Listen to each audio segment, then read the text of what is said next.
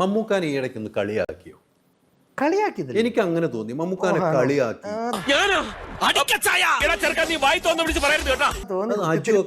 കുത്തിത്തിരിപ്പ് വന്നില്ലല്ലോ. അതൊന്നും എനിക്കറിയാൻ മേല. ഇങ്ങനെ എന്തെങ്കിലുമൊക്കെ പറയുമ്പോഴേ എന്റെ മനസ്സിനൊരു സന്തോഷം ഉണ്ടാവുള്ളൂ.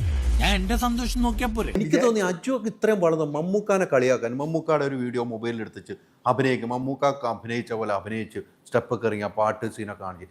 എനിക്ക് തോന്നിയ അജു ഒരു അഹങ്കാരിയായി മാറി മമ്മൂക്കാനെ കളിയാക്കിയായി എനിക്ക് തോന്നി. ആവശ്യമില്ലാത്ത ചോദ്യങ്ങൾ ചോദിക്കരുത്.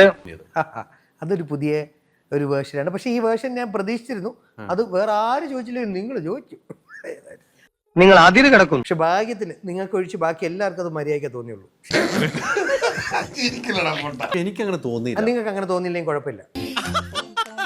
എന്റെ കാര്യം എനിക്ക് പറയാമല്ലോ. നിങ്ങൾക്ക് നിങ്ങളുടെ കാര്യം പറയാതെ അജുവിന് മാത്രം പറയാമെങ്കിൽ എനിക്ക് എന്റെ എനിക്ക് ഞാൻ മമ്മൂക്കാനൊക്കെ ഇഷ്ടപ്പെടുന്നു.